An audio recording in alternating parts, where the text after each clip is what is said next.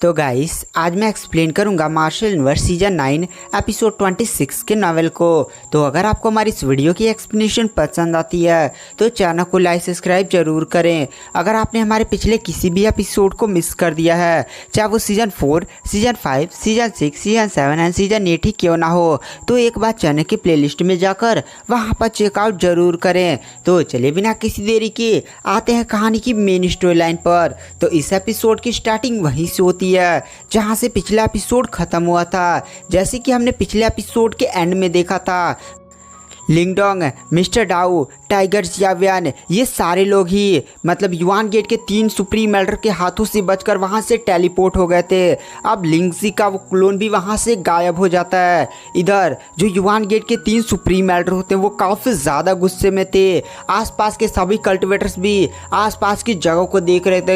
एकदम जब लड़ाई उड़ाई नहीं हुई थी लिंगडोंग, मिस्टर डाउ, टाइगर जियावियन और इन तीनों सुप्रीम एल्डर की युआन गेट की, तो एकदम पूरा एरिया और यही तबाह हो चुका था। और इधर युआन गेट की काफ़ी ज़्यादा बेइज्जती हुई थी, क्योंकि गाइस आपको याद होगा डाउ सेट के जब एल्डर झुओटोंग थे उन्होंने सीधे युआन गेट में घुस गए थे और इन्होंने युआन गेट के एल्डर्स को जान से मार डाला था। कुछ हुआ होगा, बट वहाँ पर जब 3 सुप्रीम एल्डर में से एक सुप्रीम एल्डर ने इंटरफेयर किया था तो उसने एल्डर झुओटोंग को जान से मार दिया था और एल्डर झुओटोंग वहाँ से बचकर नहीं निकल पाए थे।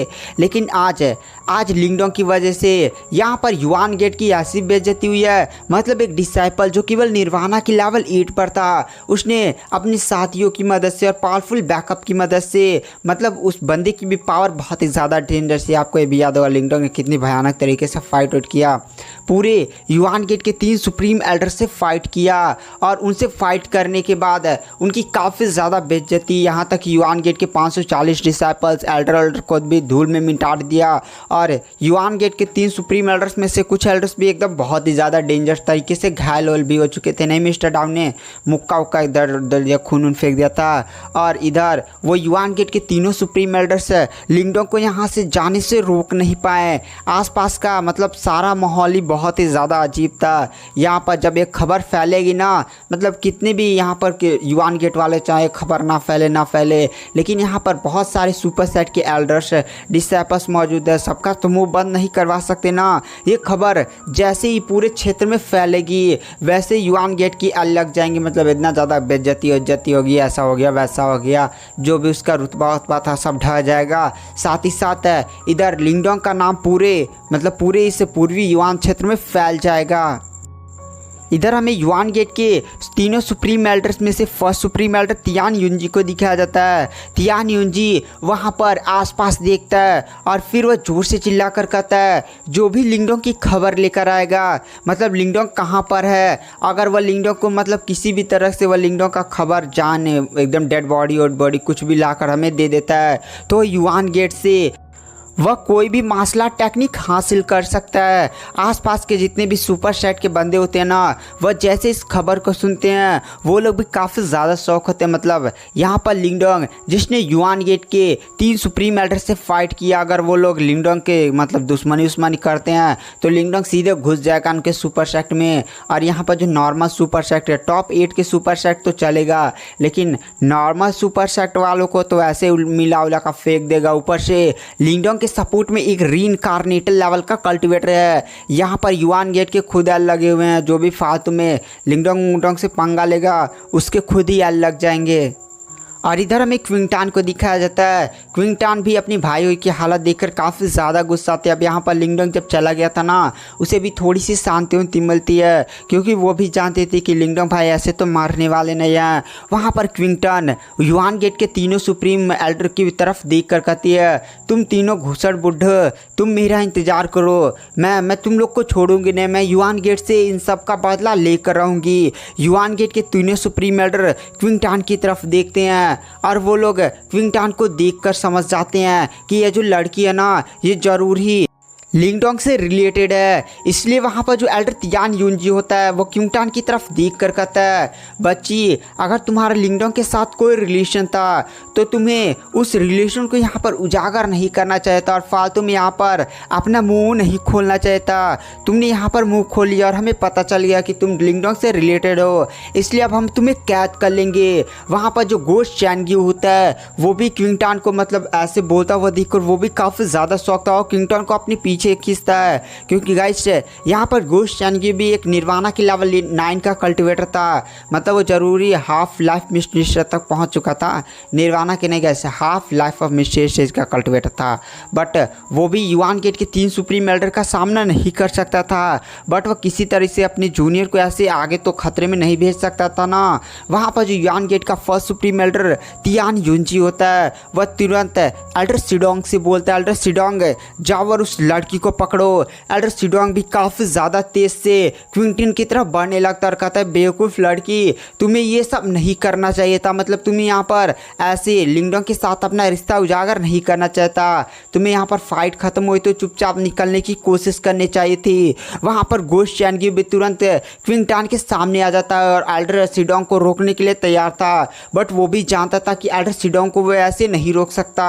एल्डर सिडोंग एक लाइफ मिस्ट्री स्टेज के एडवांस लेवल का कल्टिवेटर है, उसका सामना तो वो कर ही नहीं पाएगा।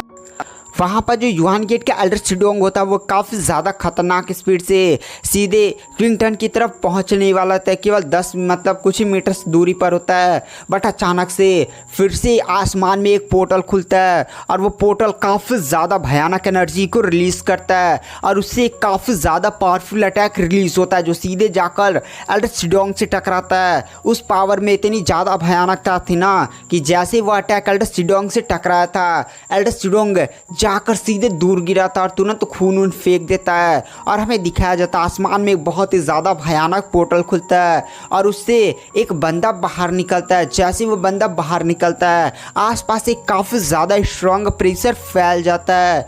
वहाँ पर युआन गेट के 3 सुप्रीम एल्डर भी ऊपर देखते हैं। ऊपर एक बंदा होता है। गाइस ये बंदा या बंदी अभी तक मैं कंफर्म नहीं कर पाया हूँ। दरअसल पैलेस ऑफ डार्कनेस का जो मास्टर या पैट्रियार्च है ना, आई थिंक वो लड़की है, तो मैं इसे मास्टर ही बोलूँगा। यहाँ पर ज़्यादा कुछ कन्फ्यूज़न हो गया था। नावल में अजीब अजीब सा लिख रहा है, मतलब कभी मात्र लड़की वाला लगा दे रहा है, लड़का वाला लगा दे रहा है।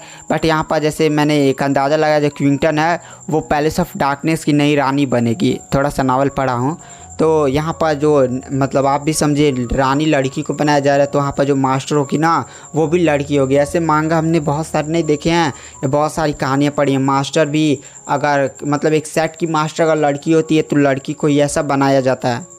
वहाँ पर पोर्टल को चीरता हुआ एक बंदी प्रकट होती है और उस बंदी का नाम होता है गाइस बोजुआन। बोजुआन की बॉडी से बहुत ही ज़्यादा खतरनाक और रिलीज हो रहा होता है। युआन गेट के 3 सुप्रीम एल्डर उस बंदी की तरफ देख कर कहते हैं, मतलब उस एल्डर की तरफ, वो बूढ़ी ओढ़ी थोड़ा सा इसमें हो चुकी है, कल्टीवेशन की मदद से जवान दिख रही होगी, उसकी तरफ देख कर कहते हैं ये तो पैलेस ऑफ डार्कनेस की पैट्रियार्च बोजुआन है। बोजुआन की बॉडी से बहुत ही ज़्यादा भयानक अंधेरी की आभा निकल रही होती है। और गाइस अगर आप मार्शल यूनिवर्स के जल्द से जल्द सारे एपिसोड देखना चाहते हैं ना तो आप हमारा लाइफ टाइम सब्सक्रिप्शन बाई कर सकते हैं। लाइफ टाइम सब्सक्रिप्शन को बाई करने के लिए नीचे फ्री टेलीग्राम ग्रुप का लिंक है, फ्री टेलीग्राम ग्रुप में ज्वाइन हुई और वहाँ पर केवल लिखिए सब्सक्रिप्शन। आप जैसे सब्सक्रिप्शन लिखते हैं ना मैं आपसे खुद कॉन्टेक्ट कर लूँगा। उसके बाद केवल आपको 499 यानी 500 पेमेंट करना होगा। जैसे आपका पेमेंट हो जाता है मैं आपको मेन मार्शल यूनिवर्स के टेलीग्राम चैनल में ऐड कर दूंगा। गाइस मार्शल यूनिवर्स में लगभग 800 से 900 एपिसोड तो होंगे ही, तो अगर आपको ज्वाइन करना है ना तो नीचे फ्री टेलीग्राम ग्रुप का लिंक है, वहाँ पर ज्वाइन हो और केवल लिखिए सब्सक्रिप्शन। तो अगर सब्सक्रिप्शन आप बाई करना चाहते हैं तो बाई कर सकते हैं। तो चलिए बिना किसी देरी के आते हैं कहानी की मेन स्टोरी लाइन पर। हमें वहाँ पर पैलेस ऑफ डार्कनेस की पैट्रियार्च बोजुआन को दिखाया जाता है। वहाँ पर जो बोजुआन होता है वह एल्डर सिडोंग और युआन गेट के 3 सुप्रीम एल्डर की तरफ देख कर कहता है, युआन गेट के 3 सुप्रीम एल्डर तुम्हें क्या लगता है कि तुम मेरी डिसाइपल को ऐसे छू सकते हो? मैंने इस डिसाइपल को पाने के लिए कितनी ज़्यादा समय तक वेट किया है, मतलब ऐसा टैलेंटेड डिसाइपल मुझे आज तक मिला नहीं और मैंने कितनी ज़्यादा ऐसे एप्पल की खोज की है। और तुम्हें क्या लगता है कि तुम्हारी इतनी हिम्मत हो गई है कि तुम आकर सीधे मतलब मेरे डिसेबल को ऐसे तंग कर सकते हो? अगर कुछ भी मेरे डिसेबल को हुआ होता ना तो मैं सीधे पूरे पैलेस ऑफ डार्कनेस के साथ सीधे युआन गेट पर हमला कर देती। वो तो चलो ठीक है, तुमने मेरे डिसेबल को कुछ किया नहीं। युआन गेट के तीनों सुप्रीम एल्डर भी पैलेस ऑफ डार्कनेस की मास्टर को यहाँ पर देखते हैं और वो लोग भी काफ़ी ज़्यादा शॉक हो जाते हैं, क्योंकि गाइस पैलेस ऑफ डार्कनेस की मास्टर कोई नॉर्मल बंदी नहीं थी, बल्कि वह पहले से ही मतलब जो डार्कनेस ऑफ सिंबल नहीं होता है, मतलब जो जैसे लिंगडोंग के पास एंशिएंट डिवॉल्विंग सिंबल है, इस बंदी के पास है डार्कनेस का सिंबल है। और डार्कनेस का सिंबल मतलब बहुत ही ज़्यादा भयानक, ऊपर से इतनी ज़्यादा स्ट्रॉन्ग कल्टिवेटर है। अगर युआन गेट के 3 सुप्रीम एल्डर भी इससे फाइट करते ना, अगर यहाँ पर ये इस सिंबल का यूज़ कर देते तो इन तीनों के ही लगा सकते थे। ऊपर से इसके पास इतना ज़्यादा भयानक सेक्ट है, कहीं से भी इसका सेक्ट ना युआन गेट से कमज़ोर नहीं, अटैक कर देगी तो एकदम तबाही हो जाएगा। कौन जीतेगा कुछ भी नहीं। वहाँ पर युआन गेट के तीनों सुप्रीम एल्डर भी एल्डर बोजुआन को देखते करते हैं। एल्डर बोजुआन, हमें नहीं पता था कि ये जो बच्ची है वो आपकी डिसाइपल है, तो चलिए इस मैटर को यहीं पर शांत कर देते हैं। मतलब इस डिसाइपल के साथ जो भी हमने गलत किया, चोट पहुंचाई, उसके लिए माफ़ी मांगते हैं। वहाँ पर जो एल्डर बोजुआन होती है वो क्विंगटन की तरफ देख कर कहती है, क्विंगटन तुम मेरे साथ चल रही हो या नहीं? वहाँ पर जो क्विंगटन होती है और चैनगुई वो उड़ते हुए सीधे पैलेस ऑफ डार्कनेस के मास्टर के पास पहुँच जाते हैं। क्विंगटन अपने मास्टर से पूछती है, मास्टर आप यहीं पर थे तो आखिर आप मेरे भाई की मदद करने के लिए क्यों नहीं आए? वहाँ पर जो पैलेस ऑफ डार्कनेस की मास्टर होती है वह क्विंगटन की तरफ देख कर कहती है, तुम्हारा भाई कोई नॉर्मल व्यक्ति नहीं है। मतलब ये सारी आवाज़ धीरे में बोलती है, आसपास का एरिया में किसी को सुनाई नहीं देता। उसके पास एंशिएंट डिवॉल्विंग सिंबल और मुझे पता था कि यहाँ पर ये सारी चीज़ें होने वाली हैं और वो बंदा कोई नॉर्मल बंदा नहीं है। और मुझे भी नहीं लगा था कि उसके सपोर्ट में कोई रीइंकार्नेटर लेवल का कल्टिवेटर होगा। बट चलो तुम्हारा भाई तो बच गया। तुम्हारा जो भाई है उसके आगे की मतलब जो जर्नी वो काफ़ी ज़्यादा भयानक होने वाली है, तो उसके लिए उसे यह अनुभव करना ज़रूरी था कि दुनिया में किस तरह के लोग होते हैं, कितने प्रकार के दुश्मन और कितने ज़्यादा शक्तिशाली लोग हो सकते हैं। अगर यहाँ पर लिंगडोंग इन सारी चीज़ों से अनुभव हासिल नहीं करेगा तो सच में वह कभी भी ज़्यादा प्रोग्रेस नहीं कर पाएगा। वहाँ पर जो क्विंगटन होती है वह फिर पैलेस ऑफ डार्कनेस की मास्टर की तरफ देखकर हमें सिर हिलाती और कहती है, मास्टर मैं पैलेस ऑफ डार्कनेस के टेस्टिंग कोर्ट रूम में जाना चाहती हूँ। पैलेस ऑफ डार्कनेस की मास्टर इस बात को सुनकर काफ़ी ज़्यादा शॉक हो जाती है और कहती है, क्या तुम सच में तुमने डिसाइड कर लिया तुम पैलेस ऑफ डार्कनेस के कोर्ट रूम में जाना चाहती हो?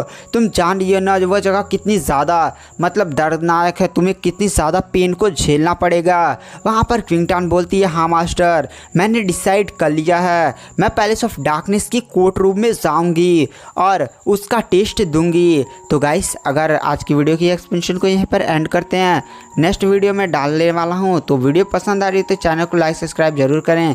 मैं नेक्स्ट एपिसोड डालने की जल्द से जल्द कोशिश करूँगा। Thank you, bye bye.